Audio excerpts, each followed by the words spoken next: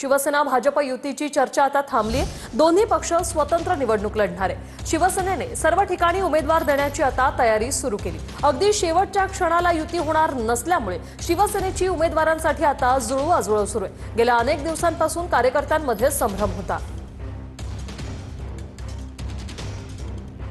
मुंबईतील एनसीपी ऑफिसमध्ये इच्छुक उमेदवारांची लगबग वाढलेली आहे। आता ही दृश्य आपण पाहतोय। राष्ट्रवादी कार्यालयात इच्छुक उमेदवारांची गर्दी पाहायला मिळते। गिरीश गायकवाड आमचे प्रतिनिधी आपल्यासोबत थेट जोडले गेलेले आहेत। गिरीश, नक्कीच वृषाली, आपण पाहतोय की आता एनसीपी अजितदादा पवार यांचं जे कार्यालय मंत्रालयाच्या समोरचं त्या ठिकाणी ही सगळी लगबग वाढलेली आहे। कार्यकर्त्यांची इच्छुकांची जी गर्दी आहे ती सुद्धा या ठिकाणी होताना आपल्याला पाहायला मिळते। नवाब मलिक, सना मलिक हे सकाळी झालेल्या अवघ्या काही वेळामध्ये या ठिकाणी सुनील तटकरे जे राष्ट्रवादीचे प्रदेशाध्यक्ष ते सुद्धा पोहोचणार आहेत आणि त्यांच्या उपस्थितीमध्ये मग 40 ते 45 कार्यकर्ते आहेत, पदाधिकारी आहेत, इच्छुक उमेदवार आहेत, त्यांचा देखील पक्षप्रवेश होणार असल्याचं बोललं जातं। आपण त्याची तयारी ही सगळी पाहू शकता कशा पद्धतीने आहे आणि ही सगळी जर दृश्य पाहिली तर आपल्या लक्षात येतं की राष्ट्रवादी काँग्रेसकडे सुद्धा जो पदाधिकारी कार्यकर्त्यांचा जो ओढा आहे तो सुद्धा या ठिकाणी लागलेला आहे। या सगळ्यांना एका हॉलमध्ये या ठिकाणी बसवण्यात आलेला आहे। अवघ्या काही वेळानंतर या ठिकाणी कार्यक्रमाला सुरुवात होईल आणि कार्यक्रम सुरू झाल्यानंतर मग त्यांचा पक्षप्रवेश जो आहे तो अधिकृतरित्या होईल आणि एबी फॉर्मचं जे वाटप आहे ते सुद्धा या ठिकाणी केलं जाणार आहे। पण त्यापूर्वीची जी लगबग आहे ते सुद्धा आपण पाहतोय।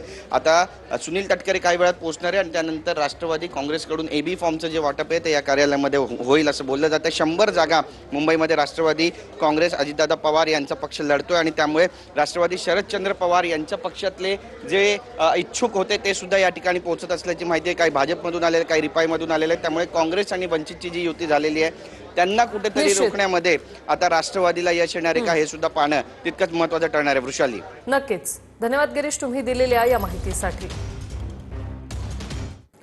तर पुण्यात शिवसेना भाजप युतीचा निर्णय अद्याप गुलदस्त्यातच असल्याचं रवींद्र धंगेकर यांनी म्हटलंय। आज दुपारपर्यंत युतीचा निर्णय होण्याची अपेक्षा धंगेकरांनी बोलून दाखवली आहे। पक्षाचा आदेश महत्त्वाचा आहे। मुलगा प्रणव धंगेकरच्या अपक्ष निवडणूक लढण्याच्या निर्णयावर रवींद्र धंगेकर यांनी हे वक्तव्य केले। युती होणार आहे का नाही हा सगळा विषय गुलदस्त्यात आहे आणि सगळे आम्ही पक्षातील वरिष्ठांकडून ज्यांना निरोप आलाय त्यांना फॉर्म भरायला लावलेले आहेत, पण अजूनही स्पष्टता नाही आहे। त्यामुळं आज मी आणि बाकीचे अनेक लोक, माझ्याबरोबर असणारे लोक, पक्षाचे जो आदेश देईल तो खाली कार्यकर्त्यांना आम्ही पोहोचवणार। पक्ष आदेशानुसार आपल्याला त्या ह्याच्यावर पुढे जायचं, पण तो ऐकेल। आता माझे मित्र सगळे रोज सकाळपासून आजही सकाळी आले सगळे त्याला समजून सांगायला आणि होईल असं वाटतं मला, ऐकेल तो।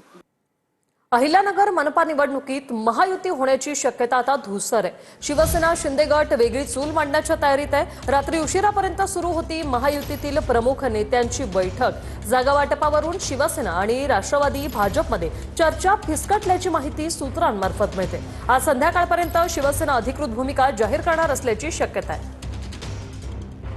नवी मुंबई भाजप आणि शिंदेच्या शिवसेनेकडून स्वबळाची भाषा सुरू आहे। नवी मुंबईत भाजप आणि शिंदेच्या शिवसेनेकडूनही स्वबळाची भाषा सुरू आहे। पिंपरी चिंचवडमध्ये महायुतीचा फॉर्म्युला ठरेना।